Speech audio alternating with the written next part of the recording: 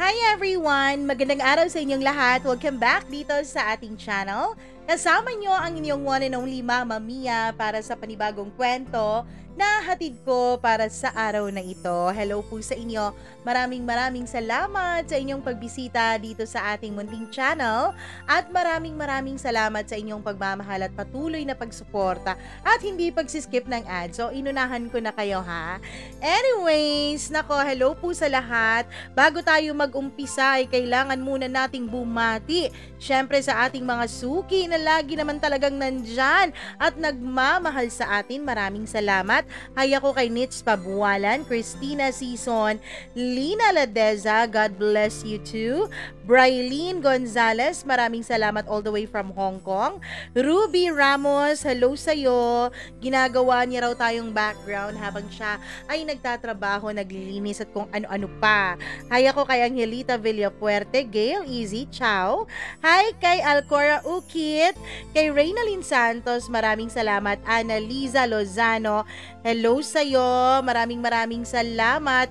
From Buhi, Camarines Sur, tama po ba? Ayan, hello din ako kay Rhymzel Balawig, hello sa'yo, maraming salamat.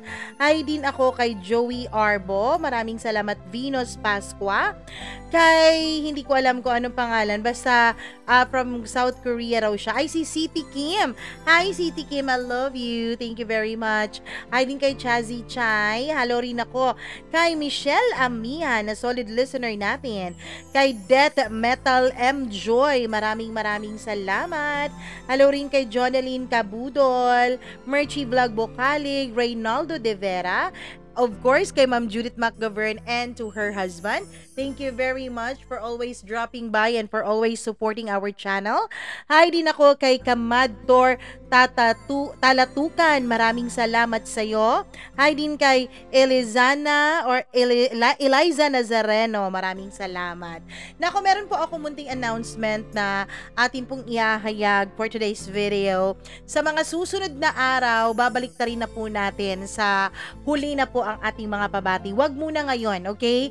So I think siguro mga Saturday or Sunday natin uumpisahan na ang ating pong pabati ay nasa huli na. Oo, we heard you. Naririnig namin ang inyong mga hinaing. Charot naman sa hinaing. Anyways, kayo po ba'y handa ng makinig dito sa itang ano ba yan? Wala na akong S. Para na akong si Tanggol nito. Charot lang. Ayan, hindi, joke lang yan ha. Anyways, handa na ba kayong makinig sa isang kwento na galing mismo sa isang puso na malimit ay atin pong nahuhusgahan? Oo, especially sa mga kababaihan, 'di ba? Usong-uso ngayon yung mga nangangaliwa, mga nasisirang pamilya, nasisirang engagement, o kung ano pa mang nasisira dahil sa third party. Ang problema, minsan kahit pa nagkaroon ng third party yung ating partner na lalaki, kadalasan talaga ang mas nasisira ay yung babae. So pakinggan natin ang puso ng isang babaeng nagmahal lang ng mali. Charot! Handa po ba kayong makinig sa kung paano siya nagmahal, nagkamali, at sa bandang huli ay natutong pahalagahan ang kanyang sarili? Atin pong umpisahan ang ating kwento for today's video dito lamang sa Dear Mama Mia.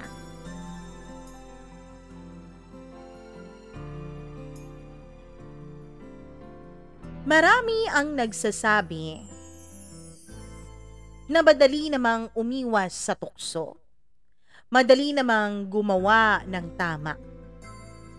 Pero ang hindi nila alam, kung ikaw na ang nasa katayuan at sitwasyon na kailangan mong mamili, kung kaligayahan ba ng puso o tama ba sa mata ng mga tao ang pipiliin mo, sa huli ay laging mananaig ang kakarampot na ligayang hatid ng isang maling pag-ibig.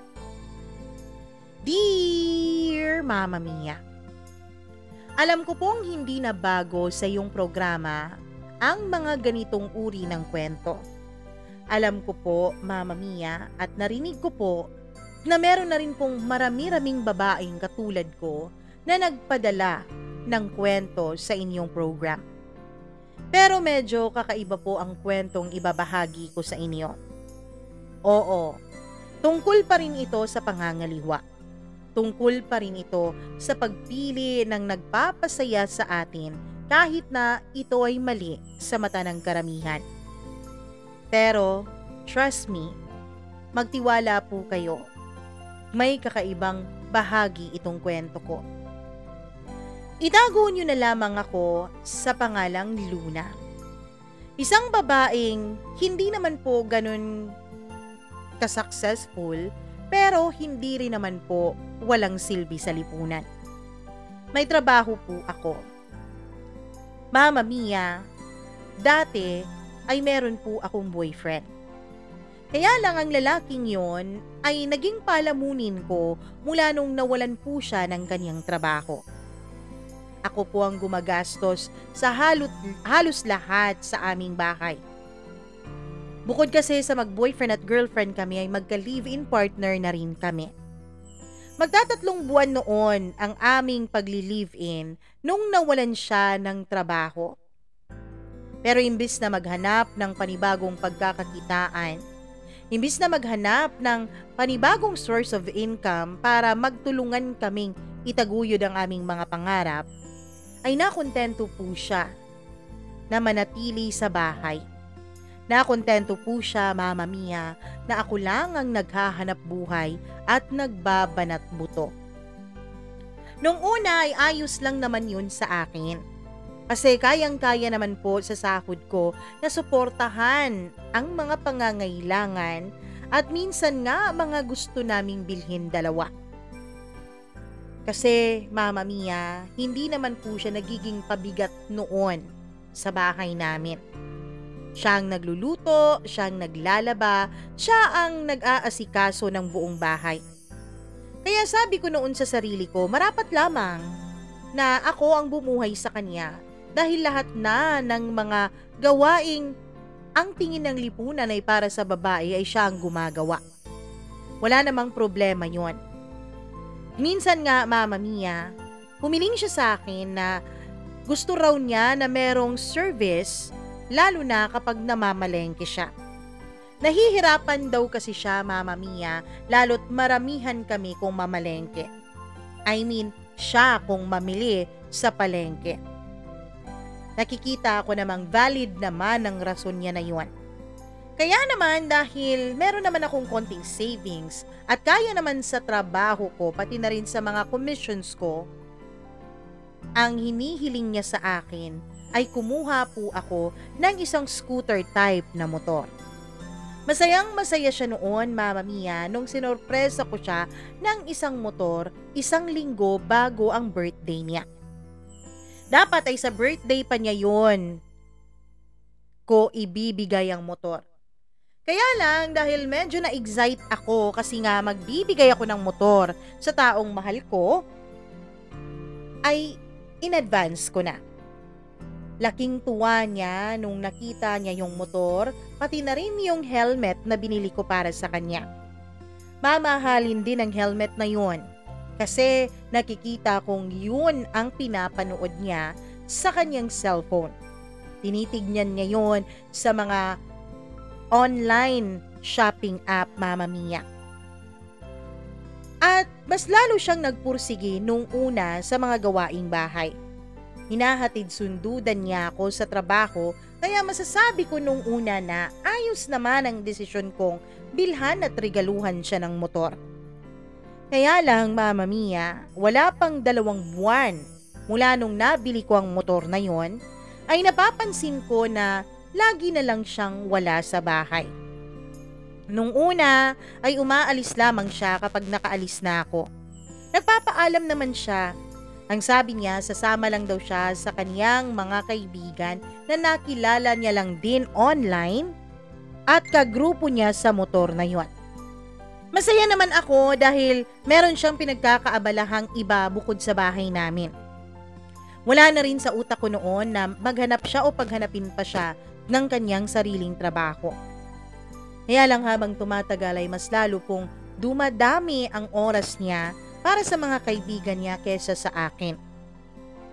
Minsan nga, Mama Mia, kahit linggo at wala akong pasok, ay umaalis siya dahil meron daw silang mga rides sa kung saan-saan. Baka naman pwede mo akong isama dyan sa rides na yan. Biro ko minsan sa kanya. Mahal naman, wala ka namang helmet eh. Ah, okay. Bibili ako ng sarili kong helmet. Wag na mahal. Kasi nakakahiya naman dun sa mga kagrupo ko. Wala silang mga backride, tapos ako magdadala ng backride ko? Bakit ka naman mahihiya? Karelasyon mo naman ako. Yun na nga mahal eh. Yung iba nga sa amin may mga asawa na, pero hindi nila dinadala yung mga asawa nila. Nakakahiya naman, kabago-bago ko pa lang dun sa grupo, tapos ako lang ang babali ng mga rules nila. Nung una ay pinagsawalang bahala ko yun, Mama Mia. Hinayaan ko lang. Pero habang tumatagal ay lalo po siyang tumitindi. Minsan umuuwi na akong walang lutong pagkain. Minsan, Mama Mia, ni hindi nawalisan ng sahig. Minsan ni hindi nahugasan ng mga pinggan, pati basura ay hindi nailabas kaya namamaho na kami sa loob ng apartment. Hanggang sa hindi ko na talaga kinaya ang mga ginagawa niya, Mama Mia. Hindi ko na kinaya ang pagpapawalang bahala niya sa mga responsibilidad niya sa bahay namin. Isang beses ay question ko na siya. Bakit ba hindi mo inaayos tong bahay? Sana naman bago ka umalis, malinis at masinop tong bahay. Bakit? Ako lang ba dapat naglilinis dito? Mama Mia, narindi po ako sa sagot niya. At bakit sino pa ba? Ako itong naghahanap buhay para maghanap ng isasaing natin at ipapalamon sa'yo. Alam kong foul ako doon, pero nadala na rin talaga ako sa galit ko. Nagalit siya noon, Mama Mia, dahil feeling niya ay kinukwenta ko na sa kanya ang lahat. Kaya umalis siya noon sa bahay at mas lalo pa kaming tumindi dalawa hanggang sa tuluyan na nga kaming hindi nagkasundo at tuluyan na rin siyang umalis sa apartment. Nagising na lang ako isang umaga nang wala ng mga damit niya, pati na rin lahat ng gamit niya, pati na rin yung motor. Ang tindi, hindi ba, Mama Mia? Kinokontak ko siya pero hindi ko na siya makontak. Out of coverage area na ang kaniyang telepono. Pinuntahan ko rin siya sa bahay nila pero hindi alam ng mga magulang niya kung saan nito naroroon. Ang akala nga nila ay magkasama pa kami sa iisang bubong. In short, ay nag-ghost niya ako. Sobra akong nasaktan noon, Mama Mia. Sobra akong nasaktan sa mga nangyari sa aming dalawa. Kaya naman, pinangako ko noon sa sarili ko na hindi na ako magmamahal ng todo. Na hindi ko na isasakripisyo ang sarili ko para sa ibang tao. Kaya lang, heto na naman ako ngayon. Kung tatanungin mo ako kung bakit ako narito, nakaupo sa isang burol ng lalaking hindi ko naman asawa, ay wala po akong maibibigay na matinong paliwanag. Naririto ako sa isang sulok, nakaputing damit, minamasdan ang larawang nakapwesto sa gitna ng puting bulaklak. Itago natin siya sa pangalang Lawrence. Isa po siyang negosyante. 8 taon ang agwat ng edad naming dalawa. Ama po siya ng 3 batang babae. At sa loob ng 6 na taon, siya ang lalaking minamahal ko sa dilim. Sa harap ng kanyang kabaong ay nakaluhod ang kanyang asawa, si Blanca. Oo, Mama Mia, nakaluhod ang asawa niya. Walang ibang nakapansin sa akin noon at mabuti nga yun, hindi ba? Sapagkat sa gabing ito, habang humahalimuyak ang rosas at insenso, ay babalik po ako sa mga alaalang nagtali sa aming dalawa ni Lawrence. Mula sa una naming pagkikita hanggang sa huli naming paalamanan sa isa't isa. 6 na taon na ang nakakalipas. Nung mga panahon na yon, Mama Mia, ay nagluluksa pa rin ako sa bigo kong puso dahil nga doon sa ex kong umalis na lang bigla. Hating gabi na iyon, nakaupo ako sa isang coffee shop na bukas hanggang 2:00 ng madaling araw. May hawak ako noon ng layout na kailangan kong isumiti kinabukasan sa trabaho. Habang hawak-hawak ko yun ay hindi ko po mapigilan na maisip ang mga nangyari noon sa love life ko. Inisip ko kung bakit nga ba napakadali para sa mga lalaking abusuhin ang isang babaeng tunay na nagmamahal. Habang ginagawa ko noon ay pasara na ang pinto nang pumasok si Lawrence. Basang-basa siya ng ulan. Dala ang laptop na akmang masisira na ata kung hindi pa siya nakasilong nung gabing yun. Miss, pwede bang makishare ng outlet? Tanong niya sa akin na bahagyang hiningal na halata mong tumatakbo pa sa ilalim ng ulan para lamang makarating sa coffee shop na yon. Nandun po kasi ako sa may outlet ng kuryente. Nagcha-charge din ako noon ng cellphone ko, Mama Mia. Tinignan ko siya ng maigi. Tumango lamang ako dun sa kanyang sinabi, pero sa loob-loob ko ay isang hindi maipaliwanag na pakiramdam ang aking biglang naramdaman. Kumakalabog bigla ang puso ko, Mama Mia. Isang bagay na akala ko ay hindi ko na mararamdaman pagkatapos nga nung nasira kong tiwala at pagmamahal sa ex ko. Hindi ko alam kung dahil sa itsura niyang parang karakter po sa lumang pelikula.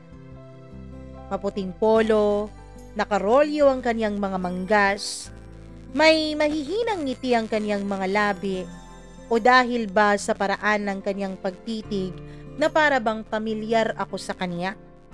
Na para bang matagal na kaming magkakilalang dalawa? Na para bang noon pa ay kilalang kilala na niya ako? Hindi ko mawari ang puso ko noon kung bakit ganun na lang ang reaksyon nito sa isang estrangherong nasa harapan ko. At dahil nga nasa iisang outlet kami, ay nasa iisang table din kami noon sa coffee shop. Medyo marami-rami kasi ang tao nung gabing yon. Siguro dahil nga malakas na malakas ang ulan sa labas at yung mga tao ay humahanap ng masisilungan. Punuan halos ang coffee shop na yon, kaya wala na nga akong naging choice dahil yung isang outlet lang sa tabi ng outlet na pinagsasaksakan ko ang bakante. Isang oras kami noon na magkaharap sa table. Sabay na nagtatrabaho. Walang imikan. Maliban lamang sa mga matitipid na ngiting magalang at iilang biro sa bagyong bumubuhos sa labas. Mama Mia, pag-uwi ko ay natagpuan ko sa dulo ng resibong naiwan niya ang kanyang pangalan at ang kanyang cellphone number. Salamat, Luna. Libre kita ng kape kapag hindi na umuulan at kapag libre na tayong dalawa. Oo, alam niya ang pangalan ko.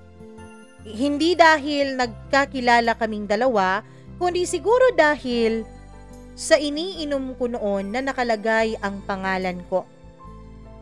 Ugali ko kasing ibigay sa barista o sa mga gumagawa ng kape ko ang tunay ko pong pangalan.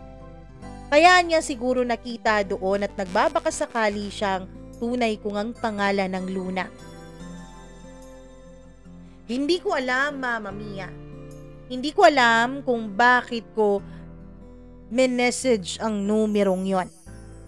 Actually, 2 araw ko pong tinititigan ang resibong yon.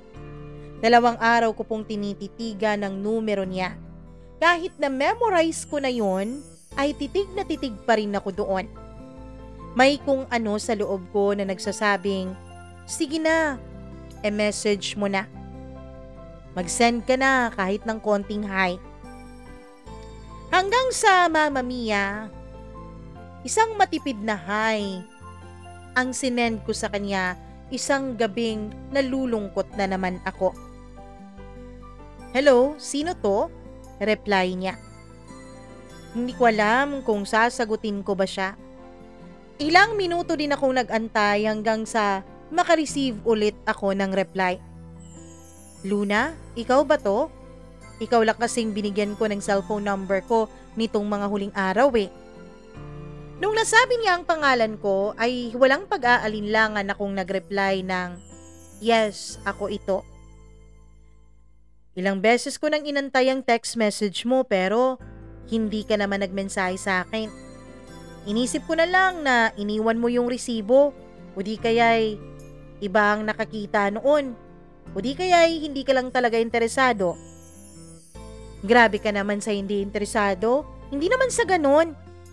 Bakit ba?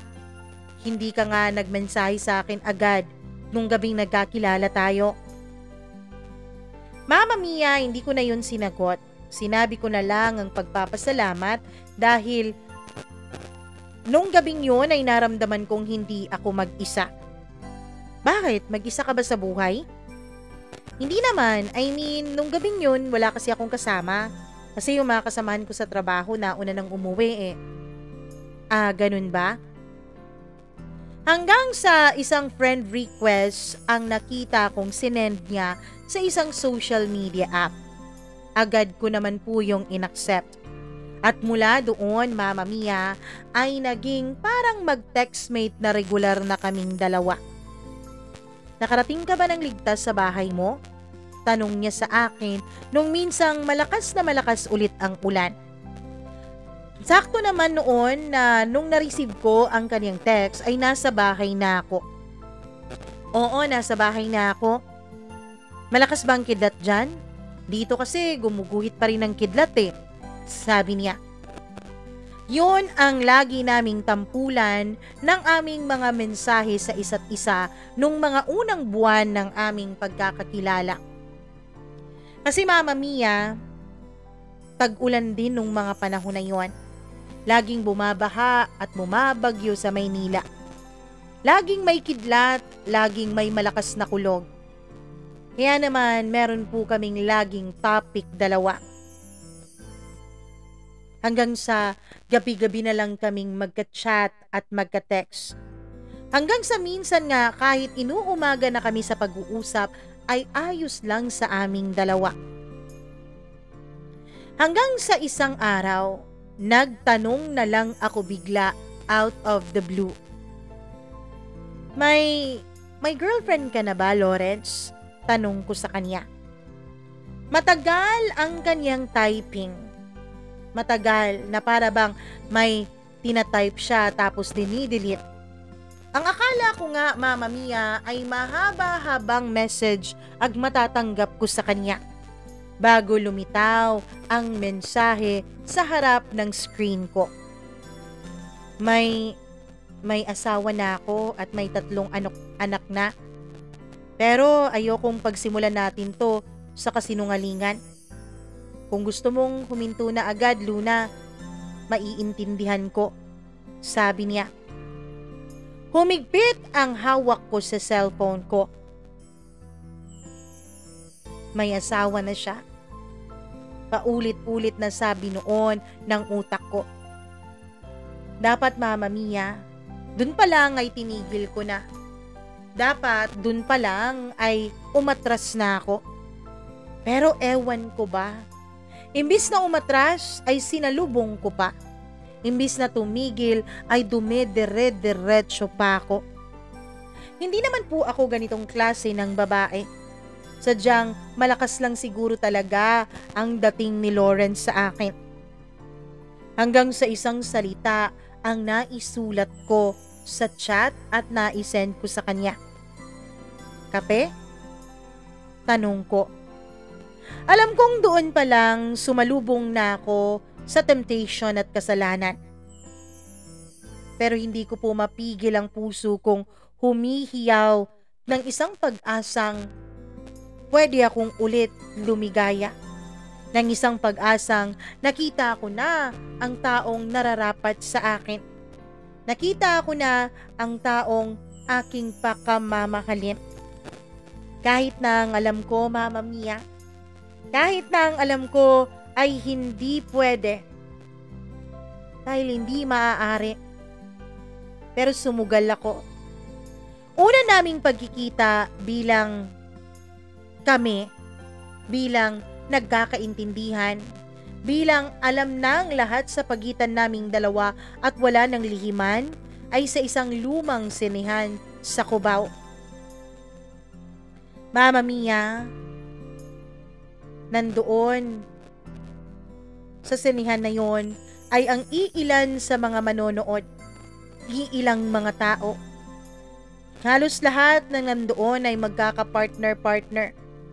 Kami ay pumwesto sa pinakamadilim na bahagi nung sinehan na yon. Pakiramdam ko ay walang ibang tao sa paligid. Pakiramdam ko ay kaming dalawa lang ang nandoon at wala ng iba pa. Pakiramdam ko, Mama Mia, eto ang pag-asang sinasabi ko. Eto ang pag-ibig siguro na nakalaan sa akin. Kahit na may kaba sa aking dibdib, ay hindi po ako nagdalawang isip na sumama sa kanya. Sa dilim ng sinehan, bahagyang nagsasalubong ang aming mga siko. Pinakiramdaman ko kung normal lang ba yun o sinasadya niya talaga. Wala naman kasi siyang katabi sa kabilang bahagi. Sa kanan naman ay katabi niya ako. Nang tumingin ako sa kanya ay nakatingin din pala siya sa akin. Ilang hibla ng aking buhok ang kanyang inahon mula sa aking pisngi. At sa mga mumunting kilos niya na yon ay natunaw po ang mga huling katiting na pagtutol na meron ako sa puso ko. Pagtutol na pilit humihiyaw sa utak ko pero pilit din namang ibinabaon ng sobrang kabog na naririnig ko mula sa sarili kong dibdib. Paglabas namin ng sinehan ay hindi na umabot sa taxi ang unang halik naming dalawa. Sa madilim na bahagi ng parking lot ay pareho po kaming nanginginig noon. Hindi dahil sa lamig, kundi dahil sa bigat ng ginagawang bawal. Kundi dahil sa pananabik na nararamdaman ng kaibuturan ng aming mga puso. Isang bagay na hindi dapat nangyari. Isang bagay na alam kong hinuhusgahan na ngayon ng inyong mga tagapakinig, Mama Mia. Nung dumating na ang taxi at naupo na kami sa loob ay mas lalo pa naming hindi napigilan ang aming mga sarili. Wala na kaming pakialam kung nanonood man sa kanyang rearview mirror ang taxi driver. Patuloy na ang naging halikan namin noon ni Lawrence. Wala na kaming pakialam sa mapanghusgang mga mata ng driver na yon. Hanggang sa pinatigil ni Lawrence ang taxi sa isang motel na may pintong berde. Hindi po romantiko ang motel na yon. Hindi kagaya ng motel na pinapasukan ng mga magjowa na walang itinatago sa mundo. Ang motel na yon ay mumurahin. Ang motel na yon ay nakatago sa sulok pa ng Maynila. Mababa ang kisame ng motel na yon. Maingay ang aircon at halata mong lumang-luma na. Pero kahit na hindi romantiko ang motel na yon, kahit na ang motel na yon ay tagpuan ng mga patagong pagmamahalan ng katulad sa amin ni Enzo, ay doon ko po narinig kung paano bigkasin ni Lawrence ang mga salitang "Mahal kita, Luna." Ang mga salitang para bang duyan at malamig na hangin na dumampi sa aking balat. Narinig mo na ba yan dati? Tanong niya sa akin habang magkahinang ang aming mga katawan. Maraming beses na, sabi ko. Pero ngayon ko lang ulit naramdaman ang ganitong uri ng tama nung marinig ko to mula sa bibig mo. Dagdag ko pa sa mga sinabi ko. Hindi ko alam, Mama Mia, kung totoo ba yun. Kung totoo bang sa kanya lang talaga ako lumigaya ng ganon kagrabe. Siguro ay epekto ng silaw ng neon lights sa kisame o ng malamig na hawak niya sa aking kamay. Pero sa gabing yun, Mama Mia, sa gabing yun ay tumibok ang puso ko sa ritmo na kaming dalawa lamang ang nakakarinig. Parang sumasayaw ang aking puso sa isang sayaw na kaming dalawa lang ang nakakaalam ng mga dance steps. Hindi ko alam, Mama Mia. Pero nung magkahinang na ang aming mga katawan, pakiramdam ko ay naglaho ang lahat ng pag-aalinlangan sa utak ko. Naglaho ang lahat ng moralidad na meron ako sa pagkatao ko. Hindi ko alam, pero mas lalo akong parang nai-intoxicate sa piling ni Lawrence. Sa bawat pag-uwi, bitbit ko ang halimuyak ng kanyang pabango at ang kirot ng isang tanong na ano ba ang magiging kahihinatnan nito? Ano ba ang ending naming dalawa ni Lawrence? Hindi ko alam, Mama Mia, kung hanggang saan kami dadalhin ng aming mga pinaglalaban na damdamin. Kung hanggang saan ba itong lihim naming pagmamahalan dalawa. Hindi ko alam kung tama pa ba na manatili kami sa piling ng isa't isa. Pero isa lang po ang alam ko. Alam kong mahal ko siya. Alam ko ring mahal niya ako. Hindi mo pwedeng sabihin sa akin na parausan lang ako. Hindi mo pwedeng sabihin sa akin na isa lang akong babaeng nandyan sa tuwing siya ay nangangailangan. Dahil kahit hindi kami magkasama noon ni Lawrence, kahit na nasa kanyang pamilya ang katawan niya, ramdam kong nasa akin ang puso niya. Nasa akin ang diwa niya. Isang araw, hindi ako nagising ng alarm clock niya tuwing 7:00. Hindi ako ang nagsusuot ng polka dot na ribbon sa kanyang necktie, Mama Mia. Kasi nung magising ako noon, ay lagpas 7:00 na. Nung magising ako noon, ay wala na siya sa tabi ko. Ganito kasi yun eh. Ganito kami palagi. Halos 3 beses sa isang linggo kung magkasama kaming matulog sa kama ko. Pero magigising ako minsan nang nandito pa siya.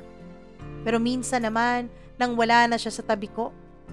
Sa mga pagkakataong nagigising ako, nakasama ko pa siya sa kama, ay alam kong nasa ibang lugar ang kanyang asawa. Kung hindi nasa kanyang mga biyanan, ay nasa trabaho ito. Pero sa mga pagkakataong wala siya sa tabi ko tuwing gumigising ako, alam kong umuwi siya ng madaling araw sa kanila. Hindi na siya nagpapaalam dahil ayaw niya raw na makita ang lungkot sa aking mga mata sa tuwing umaalis siya. Alam ko naman ang setup naming dalawa eh. Alam ko naman ang sistema naming dalawa. Pero hindi ko talaga maiwasang malungkot sa tuwing aalis siya at alam kong umuuwi siya sa kanyang pamilya. Mama Mia, ilang beses po akong nanaginip, umasa na sana dumating ang panahon na ako ang kasama niyang nag-aalaga ng kanyang mga anak, na ako ang kasama niyang naliligo sa beach, nagsispend ng mga holiday season, na ako ang kasama niyang nagpapalaki ng kanyang mga anak. Ilang beses akong nagdi-daydream na pinili niya ako kaysa sa kanyang asawa. Kailangan kong magsinungaling noon sa sarili ko. Kailangan kong sabihin sa sarili ko na may patutunguhan to. Darating din ang panahon na ako na ang magiging asawa niya at hindi na si Blanca. Pero Mama Mia, hindi pa rin maiaalis noon ang isang katotohanan na kailangan niyang magsinungaling hindi lamang sa asawa niya kundi sa buong angkan niya pati na rin sa mga katrabaho niya para lamang makapiling niya ako. At sa bawat pagsisinungaling niya na yon ay nadadagdagan naman ang sama ng loob ko sa sarili ko.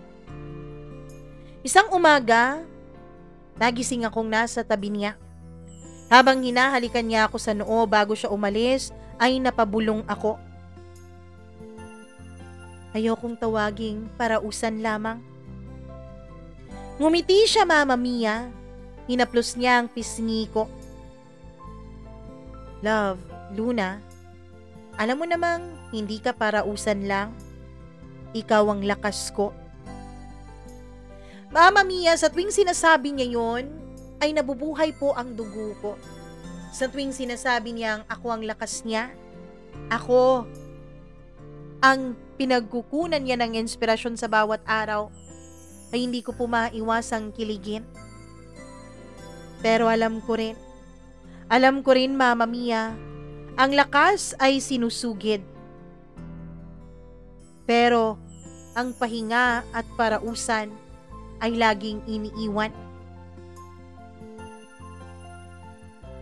Mama Mia, isang araw, magka-video call kami noon. Pauwi siya noon sa kanyang trabaho. Hindi siya sa akin uuwi, kundi sa asawa niya. Nung makauwi na siya, siguro nakalimutan niyang patayin ang cellphone niya. Nasa loob ito ng bulsa niya. Nandun pa rin ako pero audio call na lang.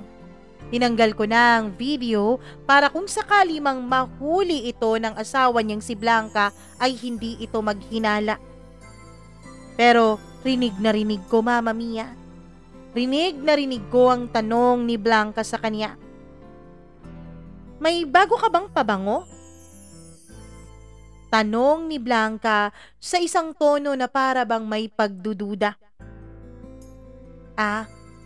Magkasama nga pala kami ni Lawrence kanina nung mag-lunch.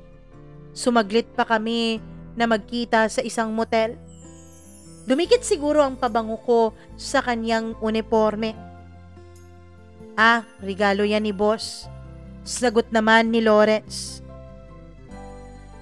Noong kinabukasan nung magkita kami at sinabi ko sa kanya ang narinig ko, Mama Mia, ay kwento niya sa akin ang lahat ng nangyari na para bang isang biro lamang yon. Na matapos siyang pumasok sa CR at nakita niyang nasa kabilang linya pa ako, ay pinatay niya na yon. Pagkatapos ay tumawa pa siya habang nagkukwento na para raw isang aso yung asawa niya na amoy ng amoy sa kanya. At laging sinasabi nito na parang hindi daw panlalaki ang pabango na yon kundi pambabae. Tinanong pa nga siya ng asawa niya kung nasaan ang pabango na yon. Regalo daw pala yon ng boss niya. Ang sabi niya ay naiwan niya sa opisina. Kaya naman Mama Mia, ibinili ko pa talaga siya ng pabango na yon. Tapos, sabi niya, pambabae nga pala talaga to. Sabi ko, ibigay na lang niya kay Blanca. At sabihin na lang niya na pinasapasabi ng kanyang boss na hindi pala yun para sa kanya at para pala yun kay Blanca. Tumawa na rin ako sa naging biruan namin na yun, Mama Mia. Pero ang tawang yun ay nauwi naman sa paghikbi nung umalis na siya sa tabi ko at umuwi na sa mga magulang niya.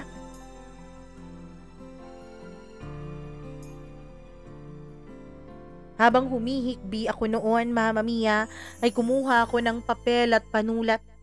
Sinulat ko ang kung sandali lang ang meron tayo. Doon na lang ako sa sandaling hindi ako nagkakasala. Pagkatapos kong isulat yun, ay isinubo ko na yun sa shredder. Ewan ko. Gustong gusto kong itigil to dahil alam kong pinagmumukha naming tanga ang asawa niya. Pero sa bawat pagkakataon na sinusubukan ko, Mama Mia, ay mas nananaig po ang pag-ibig na nararamdaman ko para kay Enzo. Tumunog ang cellphone ko. Si Enzo nga pala ay si Lawrence, Mama Mia. Lorenzo ang tunay niyang pangalan. Baka kayo po ay magtaka kung bakit pa iba-iba ang pangalan ko na binabanggit dito sa sulat ko. Pwede ka bang ilayo ko sandali? Kailangan kong huminga eh. Sabi niya sa akin. At tulad ng preskong simoy bago bumagyo ay sumundo siya. Sinundo niya ako, Mama Mia, kinabukasan at dinala niya ako sa Tagaytay. Room 503 ng hotel na may pintong berde at balkonahing nakaharap sa bulkan. Ilang beses kong inisip noon na tatapusin na namin ni Enzo o Lawrence kung ano man ang meron kaming dalawa. Kaya lang, hindi namin nagagawa. Hindi ko napapanindigan lalo na kapag sa mga ganitong sitwasyon. Magkasama kami, magkayakap, balat sa balat, labi sa labi, apoy sa apoy. Doon, Mama Mia, nalunod na naman ang guilt na nararamdaman ko. Para bang tinabunan iyon ng hamog na nandoon sa Tagaytay nung mga sandaling magkaniig kaming dalawa. Para bang nawala na naman ulit ako sa sarili ko.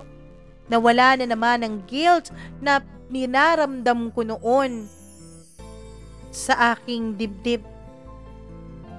Ewan ko, kapag kasama ko si Lawrence, kapag magkahinang ang aming mga labi, ay para bang walang ibang tao sa mundo. Para bang walang ibang mas mahalaga kundi ang sandaling yon para sa akin. Hanggang sa sumapit ang bagong taon, Mama Mia. Bagong taon, dapat bagong pag-asa. Pero sa akin, bagong pagpapakatanga sa isang pag-ibig na kailanman ay hindi magiging para sa akin.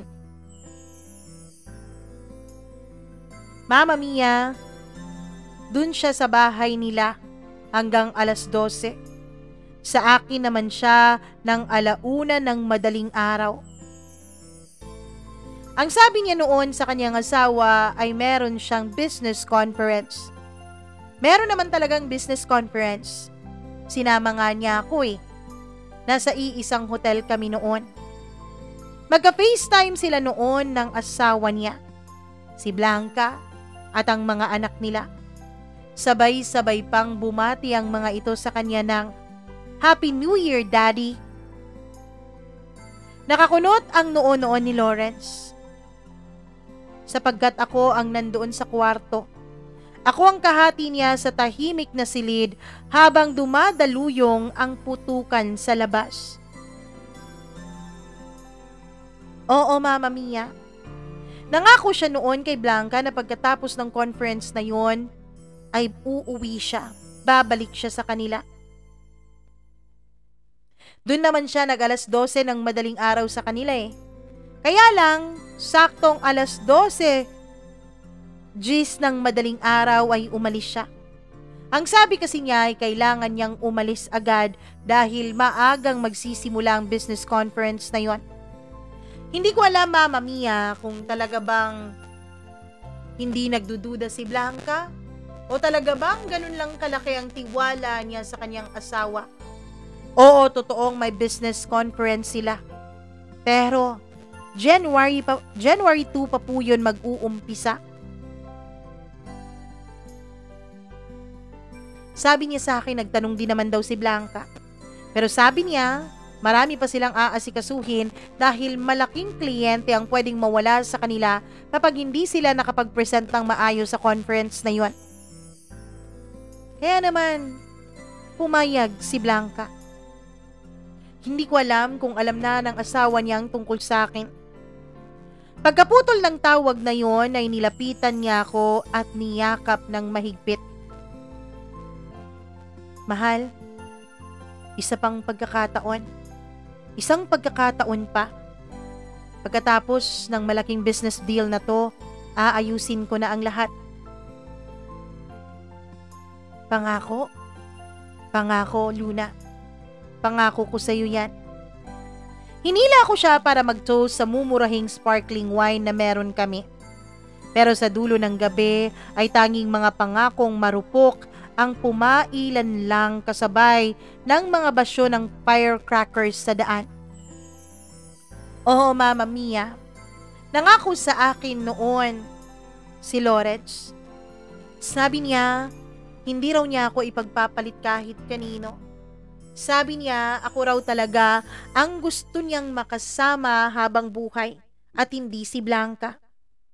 Ilang beses ko na rin kasing sinubukan na makipaghiwalay sa kanya. Ilang beses kong sinabi na ayoko nang makihati sa pamilya niya. Pero ang lagi niyang sinasabi sa akin, Mama Mia, magtiis pa raw ako ng konti dahil humahanap lang siya ng magandang tiyempo para hiwalayan na ng tuluyan si Blanca. Hindi ko na siya mahal, Luna. Ikaw na ang mahal ko. Ikaw na ang lakas ko at ikaw na ang buhay ko. Hindi ko na magagawa pang sumama sa kanya. Hindi ko na magagawa pang tumanda at mamatay sa tabi niya. Kung bakit ba kasi huli na nung tayo'y pinagtagpo ng tadhana. Pero wag kang mag-alala, mahal ko. Wag kang mag-alala. Dahil aayusin ko to. Aayusin ko to para maging tayong dalawa na hanggang dulo. Umasa ako noon, Mama Mia. Umasa ako sa mga sinabi niya. Dahil sabi ko nga sa inyo, ramdam kong hindi lang po ako ginagamit ni Lawrence. Ramdam kong hindi lang niya ako parausan, kundi ang natatanging babaeng kanyang minamahal. At ganun din naman ako sa kanya. Nararamdaman kong pinaglalaban niya ako. Nararamdaman kong takot siyang mawala ako sa piling niya. Mama Mia, ilang taon na kami noong magkakabit ang buhay.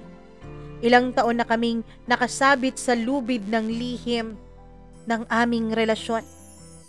Pero kahit na masakit ang humawak sa lubid na yon, ay humahawak pa rin ako ng patuloy dahil mas lamang pa rin ang saya, mas lamang pa rin ang pagmamahal na nararamdaman ko para sa kanya kesa sa sugat na naidudulot sa akin ng lubid na yon. May naipundar na rin naman kami, Mama Mia. May mga lihim din kaming biyahe, gaya ng sabi ko sa inyo. Kung saan siya may project, kung saan siya may business conference, dun ay sumasama-sama ako. Ang trabaho ko kasi ay pwede ko namang isumiti online. Sumasama ako sa kanya, bumabiyahe kami sa kung saan-saan. Sagada, Dumaguete, Penang, lahat may huling larawang nakasave sa secret album ng aming mga cellphones. May codename pa na design pitch, supplier visit, team offsite, ganun. At meron pa po yung code, passcode para hindi mabuksan ng kahit na sino, lalong-lalo na ng kanyang asawa. Passcode na hindi alam ng asawa niya, pero anibersaryo naming dalawa. Kapag bumibisita ako sa kanilang opisina, ay nagkukunwari po akong kliyente. Siya naman ay nagkukunwari namang kalmado lang sa pagbisita ko, na para bang hindi kami nagmamahalang dalawa, na para bang hindi kami nagkakasama ng lihim sa mga mata ng iba.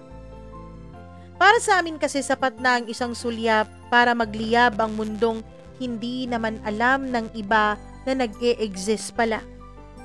Ang mundong kaming dalawa lang ang nakakaalam. May 15, 2024, ang ika-38 kaarawan ni Lawrence. Nagluto ako noon ng adobong manok. Paboritong-paborito niya na niluluto ko yon. Nilalagyan ko pa yon ng wine at yon ang secret recipe ko. May pawis pa akong inabot noon dahil talagang sinigurado kong yun ang pinakamasarap kong adobo para sa kanya. Pero sabi nga nila, 'di ba? Sabi nga nila, lahat ng ginagawa mo ng may pagmamahal, lalong-lalo na ang pagluluto, ay talagang masarap yon. At ang sinasabi lagi ni Lauren sa akin ay mas masarap pa raw ang adobo ko kaysa sa kahit na anong mamahaling menu sa restaurant. Sa gitna ng aming hapunan noon ay tinanong ko siya, Lawrence, 2 taon na mula nung pinangako mo sa akin. Nung pinangako mo sa akin na ayusin mo ang lahat. Kailan mo balak sabihin kay Blanca ang totoo? Mama Mia, hindi ko siya balak na kumprontahin sa araw na yon. Dahil araw yon ng kanyang birthday, diba? Dapat masaya lang ang araw na yon. Pero sinabi niya noon sa kanyang mag-iina na nasa site siya at hindi siya makakauwi. Pero ang totoo, ako ang kasama niyang nagsiselebrate ng kanyang kaarawan. Napatigil siya nung tinanong ko na talaga siya at kinumpronta ko na siya tungkol sa matagal na niyang pangako sa akin. Binaba niya ang kutsara niya. Ninuya ang pagkain na nasa bibig niya. Nilunon yun. Pagkatapos ay uminom siya ng tubig. Bumuntong hininga siya ng malalim at tumitig sa mga mata ko. Luna, I'm sorry. May sakit si Blanca. Stage 2, ovarian cancer. Para po akong binuhusan noon ng kumukulong tubig dagat. Hindi ako nakapagsalita, Mama Mia. Tinignan ko lamang siya at pinipigilan ko ang mga luha sa aking mga mata dahil parang alam ko na ang mga salitang susunod kong maririnig mula sa kanyang mga bibig. Hindi ko siya pwedeng iwanan sa ngayon. Dagdag pa niya sa akin. Hindi ko siya kayang ipagpalit. Hindi ko kayang ipagpalit ang pangakong binitawan ko sa kanya sa harap ng altar. Yumuko ako. Tumulo ang luha ko pero pinunasan ko rin kaagad. Akala ko mag-iiba ang kwento ko. Akala ko mag-iiba ang kwento ko dahil sa huli ako ang pipiliin. Sa huli ako ang paninindigan at sa huli ako ang sasamahan pero hindi rin pala. Katulad din ng karamihan sa mga other woman, kept woman. Sa huli, hindi rin pala ako mapapanindigan. Eto siguro marahil talaga ang kapalaran ng isang kabit. Mauunang matuto kung paano magsakripisyo ng walang karapatan, pero sa huli hindi rin naman liligaya ng tuluyan dahil hindi rin naman paninindigan. Mama Mia, pagkatapos ng birthday niya, pagkatapos naming maghapunan ay pinauwi ko siya sa kanila. Mahal, intindihin mo naman ako, please. Ako ang intindihin mo, Lawrence. Hindi naman po pwedeng pabayaan ko si Blanca ngayon na may sakit siya, di ba? Hindi kaya ng konsensya ko na pabayaan siya na may cancer siya ngayon. Hindi ko naman sinabi sa'yo, Lawrence, na iwanan mo si Blanca. Ikaw ang nag-open up nun eh. Dapat matagal na akong umalis. Matagal na akong nagpakalayo-layo pero hindi ko ginawa. Hindi ko ginawa dahil nangako ka eh. Kaya lang, hindi rin kita sisingilin ngayon sa pangako mo. Dahil alam kong hindi nga kakayanin ng konsensya mo kung may mangyaring masama sa asawa mo. Sa ngayon, pwede ba huminga muna tayo sa isa't isa? Pagkatapos noon ay sinarado ko na ang pintuan ng aking apartment. Nilock ko na yon, Mama Mia. Umalis na siya. Nung una ay kumakatok pa siya pero kahit gustong-gusto ng puso ko ay hindi ko naman ginawang pagbuksan siya. Sa pagkakataon na yon ay mas pinakinggan ko ang utak ko. Sa sumunod na mga buwan ay nagpa-schedule ako ng solo trip, Mama Mia. Nagpa-schedule ako ng solo travel nang hindi siya kasama. Pero di ko na siya pinakitaan ng mga itinerary ko. Sinadya ko pong mawala para makapag-isip-isip kahit papaano para na rin sa sarili ko. Pero bago ako sumakay noon ng eroplano ay nakareceive ako ng chat mula sa kanya. Luna, nandito ako sa cafe, sa dating lugar. Dala ko rosas para sa'yo. Nasaan ka? Sa departure gate ay binura ko ang mensaheng yon. Pumunta ako ng Bali, Indonesia. 3 linggo ako doon. Nag-yoga, nag-ikot-ikot, nagmuni-muni para sa sarili ko. Sinulat ko sa journal ang mga nararamdaman ko. At sinulat ko sa harap ng journal ko ang mga katagang, kung hindi ako titigil ngayon, kailan pa ba ang dapat na panahon? Kapag wala nang natira sa akin? Ilang beses kong dinasal na sana nga mapanindigan ko ang mga salitang yun. Na sana nga sa kabila ng paghihirap ko, sa kabila ng mga kasalanan ko, ay pakinggan pa rin ako ng Diyos at patatagin niya ang loob ko. Pagbalik ko ng Maynila, halos ayusin ko kaagad ang mga gamit ko sa apartment na tinitirhan naming dalawa, Mama Mia.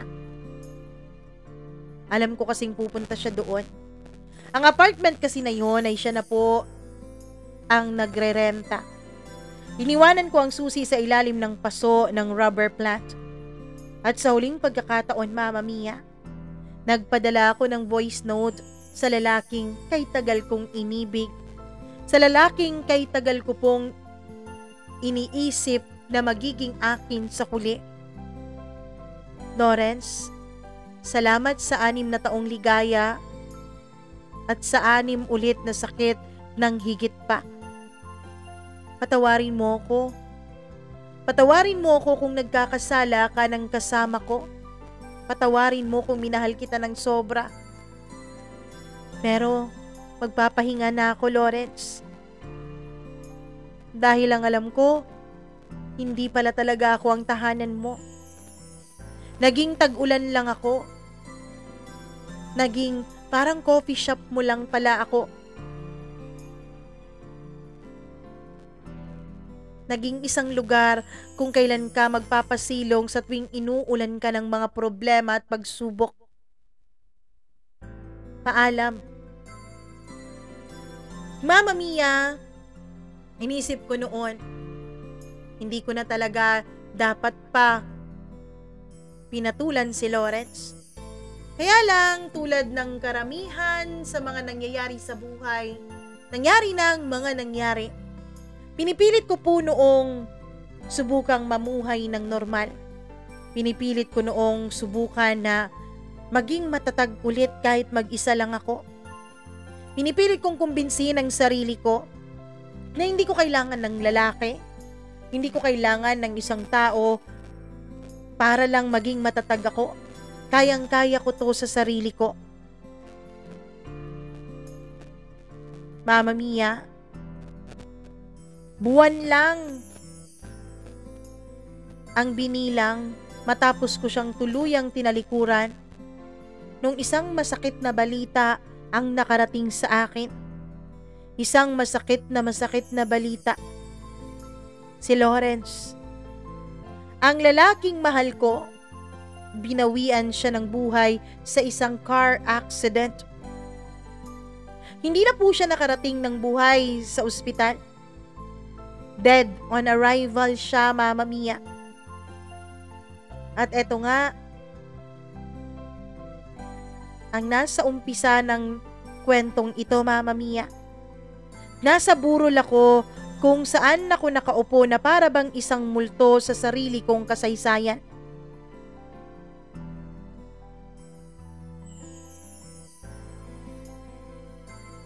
Ilang araw na akong nandito.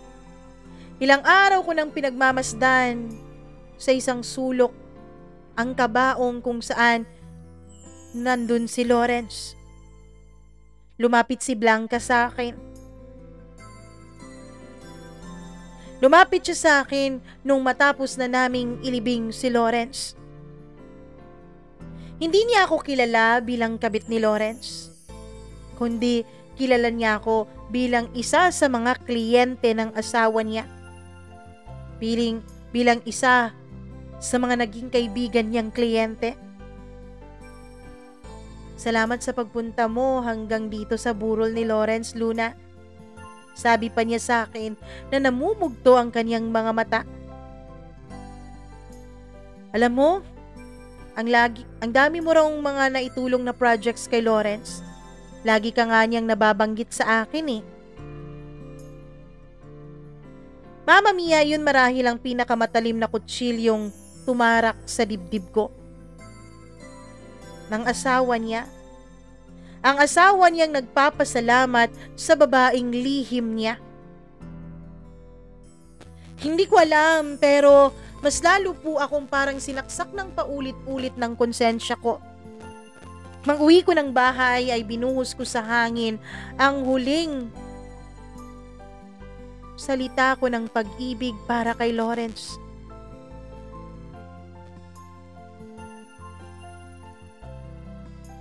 Sinabi ko sa sarili ko, tuluyan ko na siyang bibitawan. Sinabi ko sa sarili ko, tuluyan ko ng patatahimikin ang konsensya ko. Ako si Luna. Hindi na ako kabit ngayon.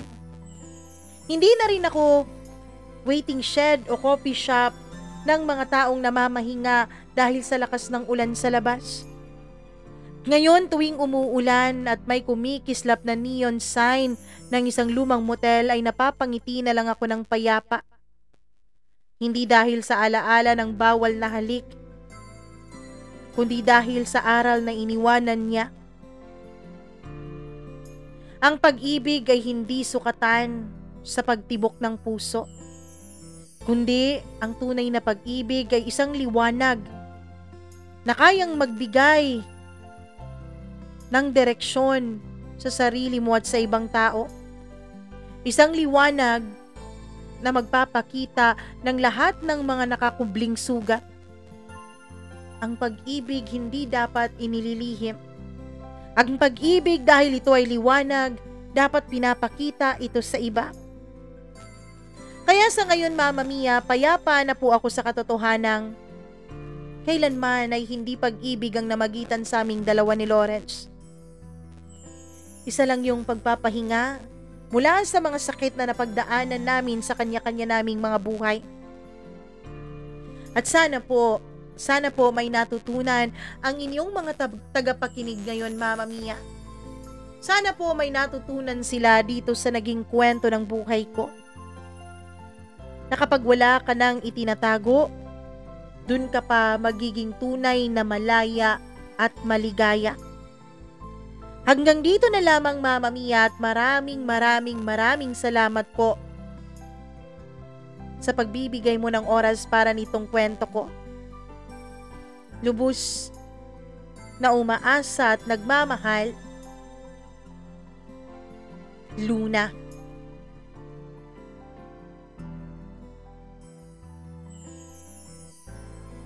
Isa na namang kwento ng isang babaeng nagmahal ng lubos sa isang taong kailanman ay hindi magiging kaniya. Pero alam mo, Luna, meron pa ring sa kwento mo eh. Pero kahit wala na kaming pakialam doon, pero parang may gusto pa ako malaman sa kwento mo. Like, anong nangyari kay Blanca? Nagpapagamot para ba siya ng tuluyan ngayon? O naging maayos na ba siya? Anong nangyari sa mga anak nila ni Lawrence? Pero siguro nga dahil sa konsensyang nararamdaman mo ay hindi mo na rin siguro inalaman, no? Hindi ka naman siguro katulad ko na medyo may pagkapakialamera. Anyways, maraming salamat sa iyong kwento na alam kong hindi naging madali para ibahagi dito sa programang ito. Sa lahat ng mga nanonood at nakikinig ngayon, alam kong may samut-sari po kayong mga tawag dyan, mga komentaryo, mga opinyon, mga kuro-kuro tungkol sa naging buhay at mga naging desisyon ni Luna sa kanyang buhay pag-ibig. Oo nga, no? Bakit nga ba kapag may mga taong nagloloko, example, yung asawa mo nagloko, bakit parang mas nasisira ang babae kaysa sa lalaki? Iba kasi talaga ang double standard ng lipunan pagdating sa babae at lalaki. Kasi pag lalaki ang nagloko, sasabihin ayos lang yan, ganyan talaga mga lalaki. Men in nature are polygamous, parang ganon, diba? Pero pag babae ang nagloko, naku, ano ba yan, nakakadiri, ang dumi-duming babae, bakit ganon? Bakit ganon ang standard ng mundo? Pero kahit ano pa man ang standard ng mundo, isa lang talaga ang alam ko. Kapag alam mong may asawa, kapag alam mong may commitment sa iba, huwag ka nang pumasok. Di ko alam siguro hindi ako makaka-judge dahil sa awa naman ng Diyos, hindi pa naman ako nagmahal at na-attract sa isang lalaking may asawa na. Sana naman wag, Lord. 'Di ba? Ganon, hindi pa naman. So, siguro hindi ko talaga maiintindihan. Siguro ganon. Kaya madali sa amin na makapagsabi ng mga salitang ganyan. Pero sa akin kasi talaga, bago pa lumala, umiwas ka na. At dapat, kahit na ano pa mang mangyari, lagi mong gawin kung ano ang tama. Ako hindi talaga ako sang-ayon sa mga salitang sinasabi na enjoy life dahil i-enjoy mo ang buhay dahil maikli lang ito. Pwede naman 'yon. Pero dapat may limitasyon. I-enjoy mo ang buhay mo nang wala kang nasasaktang iba, wala kang naaapakang iba dahil maikli lang ang buhay. Ganun dapat. Dapat kumpleto 'yun kasi parang kasi kapag hindi kumpleto, iniisip ng iba, ito nagpapaligaya sa akin, maikli lang ang buhay ko, paano kung mamatay ako bukas? Gagawin ko na to kahit na may masagasaan ako. So yun, dun tayo nagkakamali. Dapat kinukumpleto. Bakit kasi mahilig tayo sa shortcut? Charot. Anyways, maraming salamat po sa inyong walang sawang pagmamahal at pagsuporta dito sa channel natin. Alam kong andyan ka pa rin. Kung andyan ka pa, mag-comment ka naman ng thumbs up emoji, be, para matignan natin. And syempre, naku po, kung may sarili kayong kwento ng inyong buhay, wag po sana kayong mag-atubili at magdalawang isip na i-share yan dito sa atin. Mag-email lamang po kayo, mamamiacdo0317@gmail.com. At isa pa po sa inyong dapat na gawin, i-share ang video na to at i-subscribe itong channel natin. Tsaka i-click mo na rin yung notification bell para naman nanonotify ka sa tuwing meron po tayong bagong hatid o handog sa inyo na kwento dito sa ating programa. Maraming salamat po talaga sa inyong lahat at ako po ang nag-iisa ninyong Mama Mia. Hanggang sa susunod po nating kwento. Paalam sa inyong lahat. Enjoy the rest of your day and I love you all so much. Bye-bye!